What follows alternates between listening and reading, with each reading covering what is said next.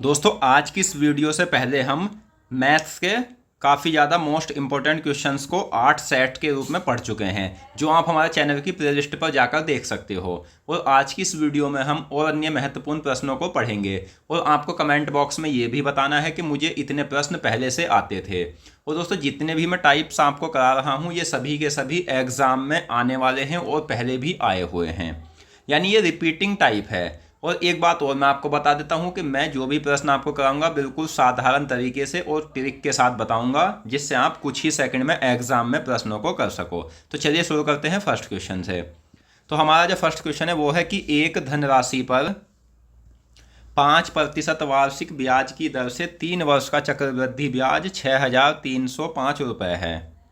उसी राशि पर समान ब्याज की दर से समान अवधि का साधारण ब्याज क्या होगा। तो दोस्तों इस प्रश्न को आप दो तरीके से कर सकते हो। पहला तरीका क्या है वो है, मतलब थोड़ा लॉन्ग मेथड है, ज़्यादा लॉन्ग नहीं है, वो क्या है वो भी मैं आपको बता देता हूँ। और दूसरा जो है वो कुछ ही सेकंड का तरीका है, वो भी मैं आपको बताऊँगा। तो पहला तरीका क्या है कि ये जो दिया है ना हमें चक्रवृद्धि ब्याज किसी राशि पर दिया है, तो वो राशि क्या है सबसे पहले तो हमें वो ज्ञात करनी है। तो चक्रवृद्धि ब्याज का जो वो होता है, मतलब जिसमें ब्याज दिया जाता है, उसमें मूलधन निकालने का क्या तरीका है वो मैं आपको बताऊंगा। कि सबसे पहले 5% को खोल लेते हैं, तो 5% का मान होता है 1/20, यानी जब 5/100 आप करोगे तो 1/20 आएगा। अब ये कहा है 3 वर्ष के लिए कहा है, तो जब 20 रुपये हमारा मूलधन था, 1 का ब्याज मिला, तो यानी मिश्रधन कितना हुआ 21/20।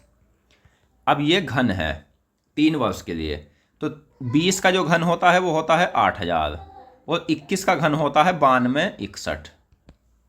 ठीक है दोस्तों, तो अब हमें करना क्या है, ये कहा है कि 3 वर्ष का चक्रवृद्धि ब्याज 6,305 रुपये है, यानी ये तो हो गया मूलधन, ये हो गया मिश्रधन। ब्याज कितना है 1261, तो 6,305 बटे 1261 मूलधन निकालना है, तो मूलधन के लिए 8,000 हमें करना होगा। तो ये 6,305 1261 से जो कटेगा ये 5 बार में कटेगा, तो मूलधन हमारा आ गया दोस्तों 40,000 रुपये।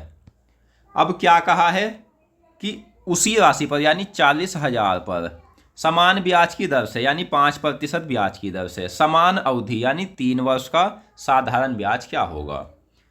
तो इसके लिए आपको क्या करना है, 40,000 गुना 5 गुना 3/100, क्योंकि साधारण ब्याज का जो फॉर्मूला होता है SI बराबर PRT/100 होता है।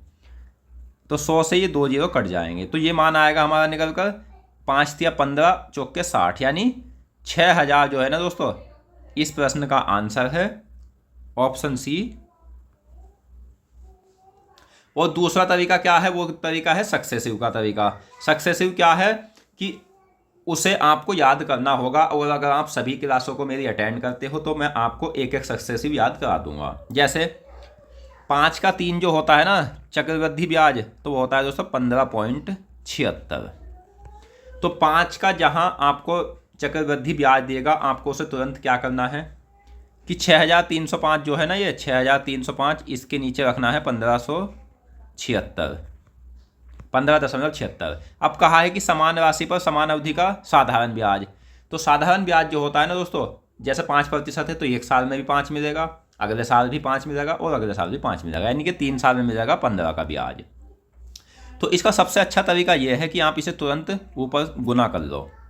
गुना करके क्या फ़ायदा होगा ये मैं आपको बताऊंगा। जैसे 15 पंजे 75 का 5, 15 की 0 से करेंगे तो 0 आएगा, लेकिन 7 हमारे पास हासिल है 7, 15 तिया 45 का 5, 15 छिक्का 90 और 4 94। तो इसे आप गुना करना है 15.76 से, ये 2 जीरो हटाकर डबल जीरो बढ़ा देना।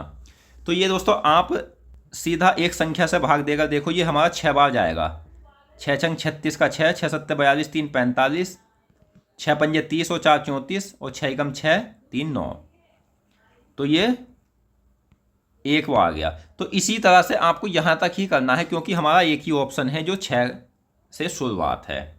तो इस तरह से आप इस प्रश्न को कर सकते हो। नेक्स्ट प्रश्न है कि एक परीक्षा में उत्तीर्ण होने के लिए प्राप्त अंकों का 42% होना चाहिए। यदि अधिकतम अंक 450 है तो परीक्षा में उत्तीर्ण होने के लिए कितने अंक चाहिए। तो दोस्तों प्रतिशत में जो टोटल माना जाता है वो 100 को माना जाता है, तो अधिकतम अंक कितना है 450, जो किसकी बराबर है 100 की बटे 100।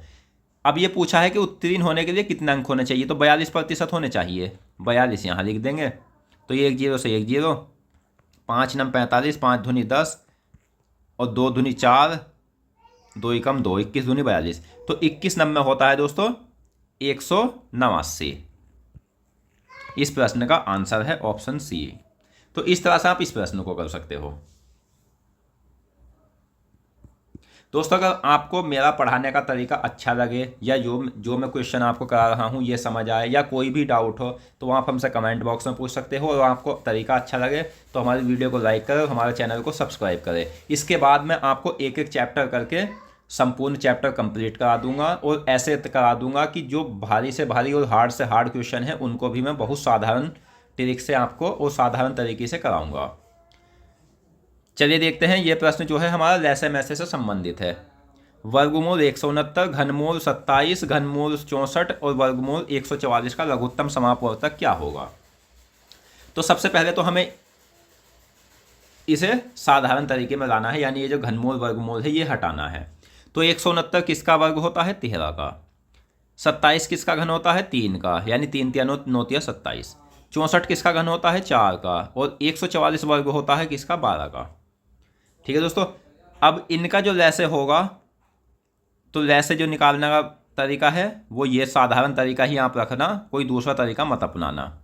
जैसे 3 से 13, 3 एकम 3, 4, 3 चौक 12।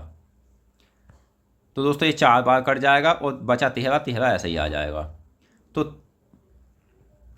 ये अब हम कर लेते हैं। 13 3 39 गुना 4, 4 नम 36 का 6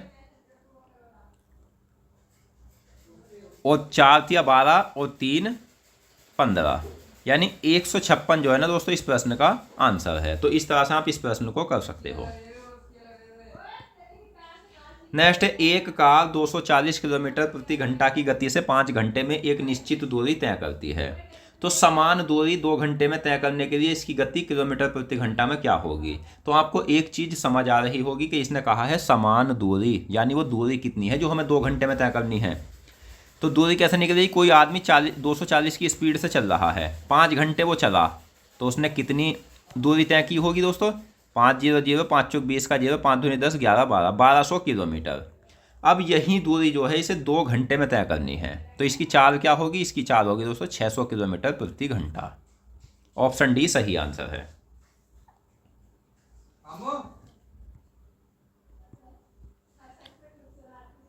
नेक्स्ट, 8% वार्षिक साधारण ब्याज की दर से 2 वर्ष 4 महीने के लिए निवेश की गई राशि अवधि के अंत में 915 रुपये हो जाती है। प्रारंभ में कितना निवेश किया गया था। तो दोस्तों सबसे पहले जो हमें इसका ध्यान रखना है कि हमें जो दर दी है ये दर कितनी है, वार्षिक दी है। तो हमें सारा समय वार्षिक करना होगा। तो 2 तो वर्ष हमारे पास पहले से मौजूद है, 9 महीने हैं, तो इसे वार्षिक करने के लिए 12 से भाग देंगे।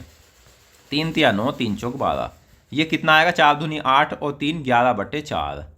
दर कितनी है 8, तो 4 दूनी 8, ये यानी 22% हमारी दर हुई।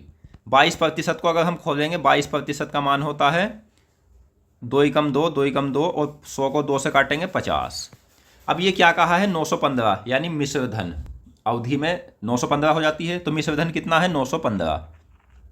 तो जब हमारी कोई धनराशि 50 थी, 11 का ब्याज मिला, तो कितना मिश्र धन हो गया, ये हो गया 61 गुना प्रारंभ में कितना निवेश किया गया था। तो दोस्तों निवेश के लिए हमें 100 से गुना करनी होती है। तो ये अब हम काट लेते हैं। 61 से 91 काटेंगे एक बार, हाँ बचा कितना 30। तो ये कितनी बार जाएगा, ये जाएगा हमारा, ये जाएगा दोस्तों 5 बार, 1515। तो ये 100 नहीं करना दोस्तों, मूलधन हमारा 50 था, तो ये 50 करना है। तो 15 पंजे 75, यानी 750 इस प्रश्न का आंसर है। ऑप्शन डी सही आंसर है।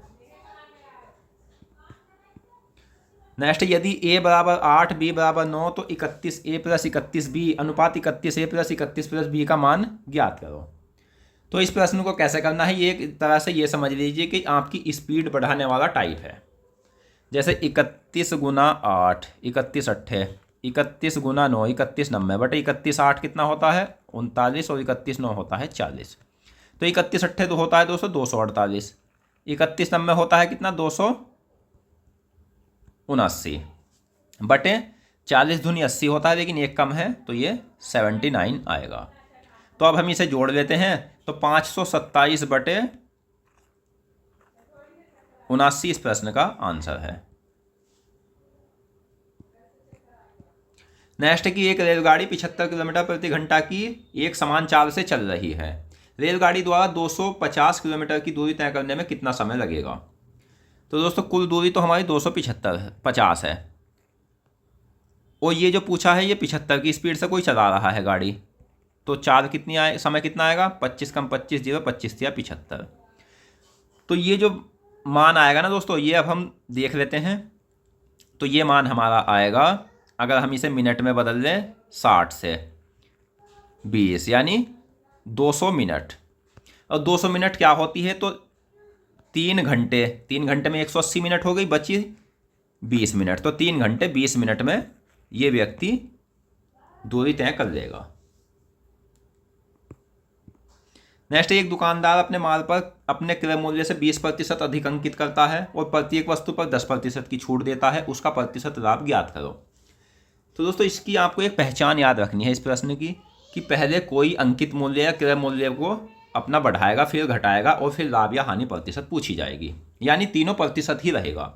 तो सबसे पहली प्रतिशत को ऐसे ही लिख देना है, लेकिन 100 प्लस माइनस ऐड करके। तो 20% अधिक बढ़ा रहा है 120 गुना दूसरी प्रतिशत है 10% छूट 90। यहाँ अब जब हमें 100 करना है, और आगे भी जितने भी प्रतिशत और आता चला जाता तो 100 ही करता, तो ये आ जाएगा 12 नंबर 108। तो ये अगर 100 से ऊपर आए तो लाभ होगा, और 100 से नीचे आए तो हानि होगी। 100 से कितना ऊपर है तो 8, तो 8% दोस्तों लाभ हुआ है। ऑप्शन बी सही आंसर है। नेक्स्ट कि ए, बी और सी ने एक व्यवसाय क्रम से 26,000 रुपये, 34,000 रुपये और 10,000 रुपये का निवेश करके किया। 2 वर्षों के अंत में वे 10,500 रुपये का लाभ कमाते हैं, तो लाभ में बी का हिस्सा बताओ। तो दोस्तों सबसे पहले तो आपको ध्यान रखना है कि वर्ष सबके लिए सेम है, तो वर्ष हमें इसमें नहीं लिखने। और ये देख लीजिए कि अगर ये कट रहा है ना निवेश, तो ये सबसे पहले काट ही लीजिए। जैसे 3 0 से 3 0 कट गए, ये 3 0 से 3 0 कट गए, तो 26 कटेगा 2 से 13 बार, 34 कटेगा 17 बार और 10 कटेगा 5 बार। तो टोटल कितना हुआ 13 7 13 17 30 और 5 35, तो 105 00 बटे 35। और बी का हिस्सा पूछा है, बी का कितना है 17, तो ये होता है दोस्तों 3 बार कटेगा, तो 17 3 51, 5100 इस प्रश्न का आंसर है। Option C. Next, A, B और सी किसी कार्य को 12 15 और 20 दिन में करते हैं, तो तीनों मिलकर उस काम को कितने दिन में करेंगे।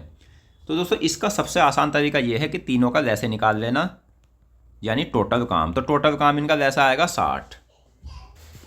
तो दोस्तों 60 टोटल काम आ गया, तो ये 12 से 60 जाएगा 5 बार, 15 से 60 जाएगा 4 बार और 20 से 60 जाएगा 3 बार। तो टोटल तीनों के लिए पूछा है, तो 60 हमारा काम है। तीनों मिलकर कितना कर रहे हैं 5 और 4 9 और 3 12, तो ये 5 दिन में इस काम को कर देंगे। ऑप्शन डी सही आंसर है।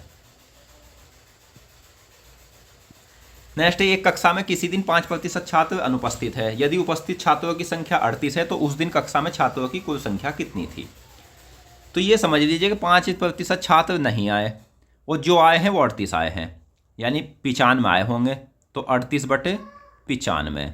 अब पूछा कितना है कक्षा में उस दिन छात्रों की कुल संख्या, यानी कितनी होती है कुल संख्या टोटल 100। तो ये कटेगा दोस्तों 19 दूनी 38, 19 पंजे 95, 5 से 100 कटेगा 20 बार। तो टोटल छात्र जो है कक्षा में वो 40 छात्र है। ऑप्शन सी सही आंसर है। तो दोस्तों आज की इस वीडियो में हमने काफ़ी ज़्यादा मोस्ट इंपॉर्टेंट क्वेश्चनों को पढ़ा, और मैं आशा करता हूँ क्वेश्चन आपको अच्छे से समझ आ गए होंगे। तो मिलते हैं नेक्स्ट वीडियो में और अन्य महत्वपूर्ण प्रश्नों के साथ। धन्यवाद।